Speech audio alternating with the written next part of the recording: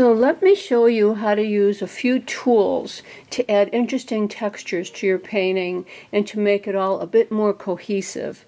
So I have here a natural sponge, and they have very interesting edges on them and a lot of texture built into them. And I have some of the Prussian blue, and I'm going to just get the end of the sponge with Prussian blue, and then a little deeper in a little bit of Payne's gray. And I'm going to let it do the texture for me right in about here. I'm going to just kind of press it down into place.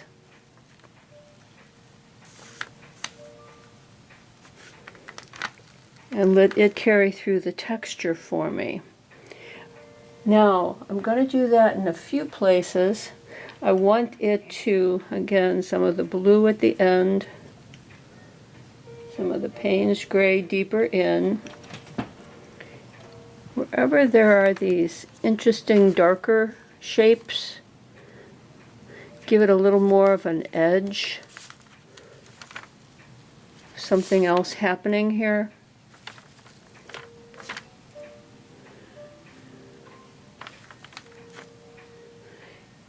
Just the dabbing of the sponge kind of starts to create a bit of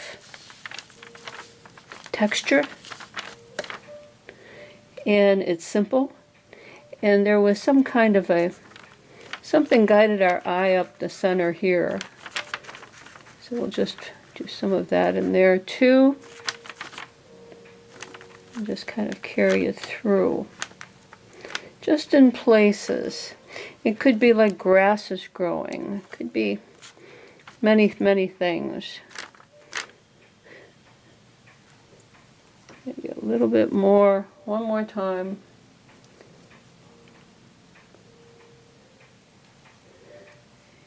Get something happening right in through here.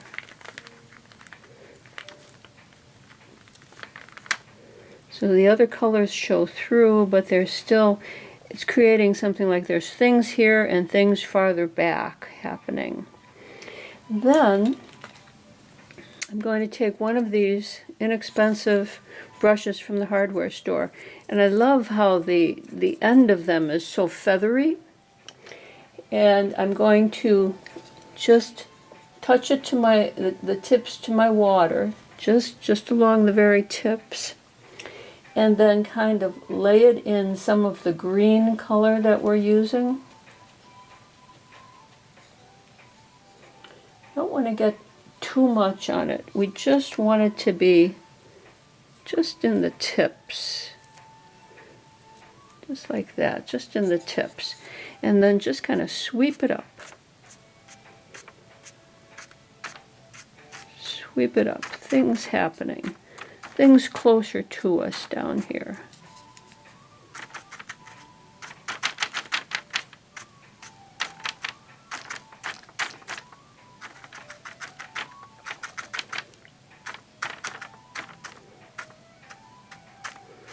Breaking up any hard lines. Making some things happen. As though there's a lot of undergrowth or something going on here. Just like that. Things crossing over each other. Okay, into my water that goes.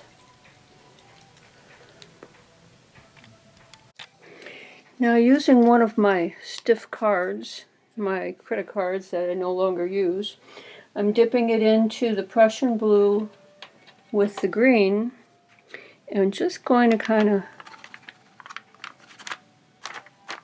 touch it down, bring it up. Touch it down, bring it up. Kind of break things up a bit. So it's a deeper, darker green. Things happening here.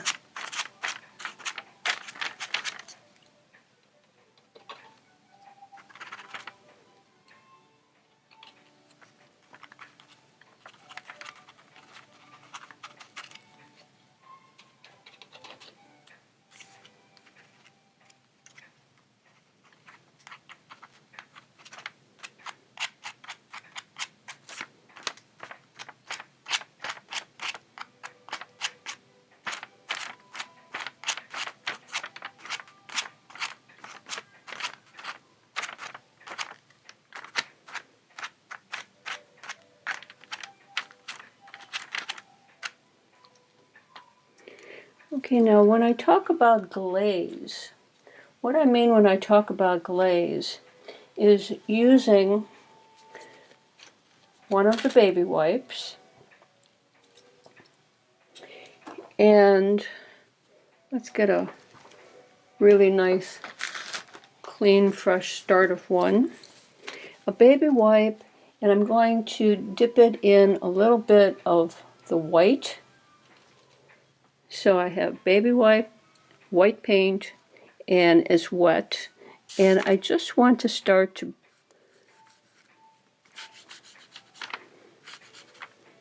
bring it through, kind of like it's that, maybe a fog rolling in, something here that also helps catch our eye.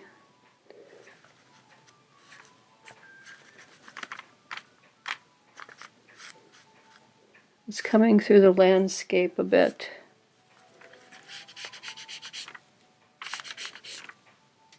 So kind of putting it on, wiping it through. It's coming all the way through, kind of in the base of these mountains, or hills, or whatever they seem to be. And a bit in through here.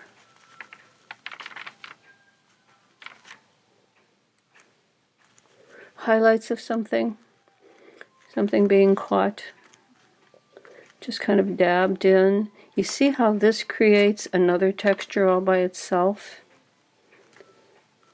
The more texture in something, the more interesting it becomes. Just touching it here and there throughout the central part of it, and a little bit over here, and maybe a little bit in this, kind of breaking up that big bush there.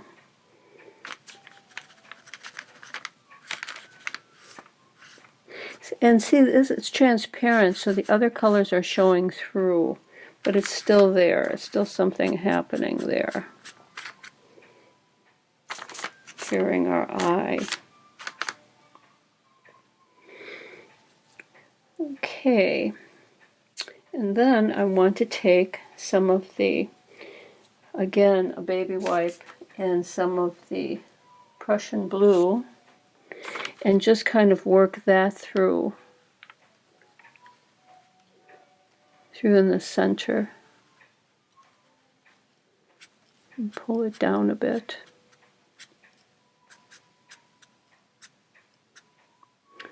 A little bit into the wing of this hawk. A glaze, to me, kind of makes everything more cohesive, kind of brings it together. I use it a little bit here in the sky and on the mountains to kind of blur the hard edge a bit.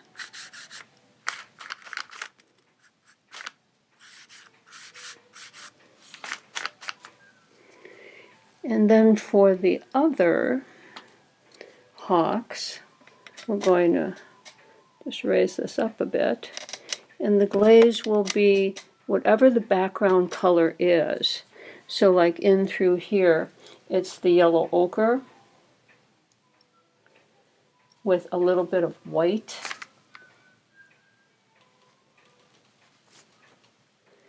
And it just kind of starts to come in to the wing, almost as though the wing is becoming transparent. It again helps clear away that hard edge a bit. I use this a lot on mountains. It really does a number on these wings like that. Same thing with this one up here. It's almost as though it's creating an atmosphere, and they're coming out of this atmosphere. So it's a glaze. Very transparent. You can see through it completely. And this one in through here.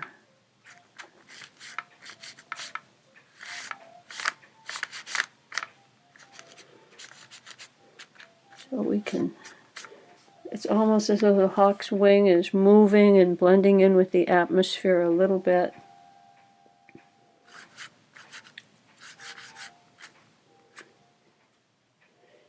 And maybe just a little dot of the darker tone, the blue.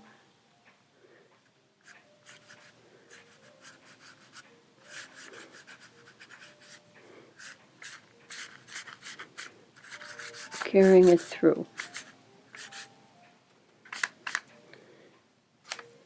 So that's what I mean by glazing a bit. A bit right through here.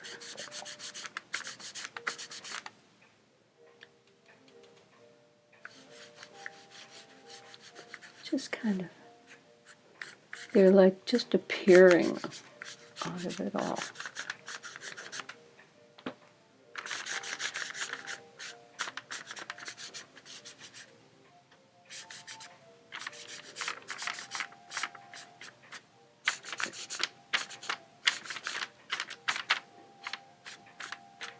And I made this one's head a little bit more pointy.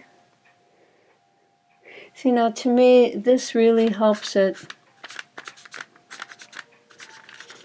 flow together color-wise. It carries the color through on everything all the way through.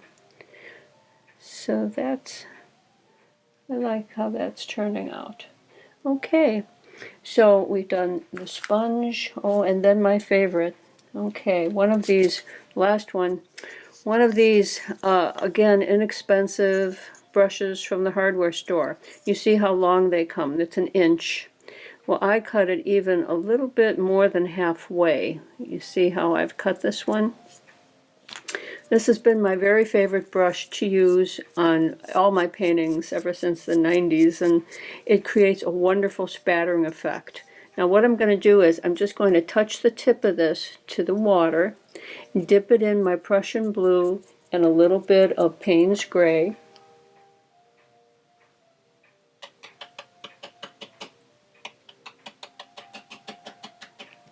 So it's just like that, it's in the tip, just like that.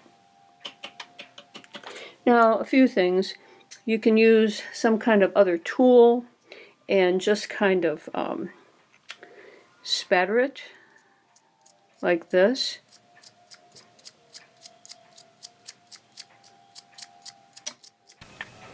So now back to our spattering. So you can use your finger to spatter. You want to create this kind of an effect down in through here. And then the other thing I'm going to do is I'm going to take again a little bit more of my spatter, a little bit more of my blues. Don't let it get too filled with water, and give it just a bit of spatter here at the top, a little at the skyline, coming through into the hawk. Just a bit.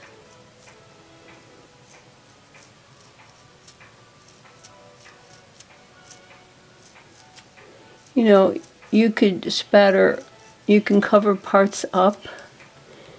You could, any kind of a block,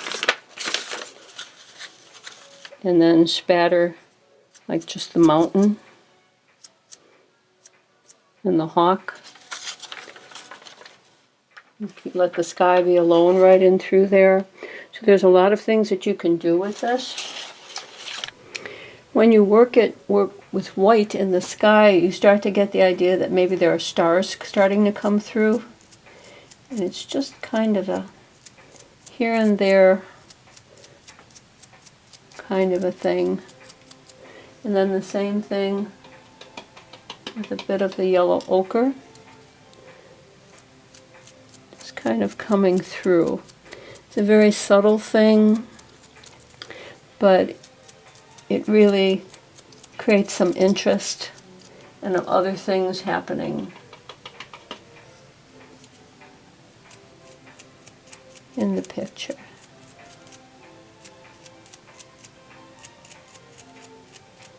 Just like that.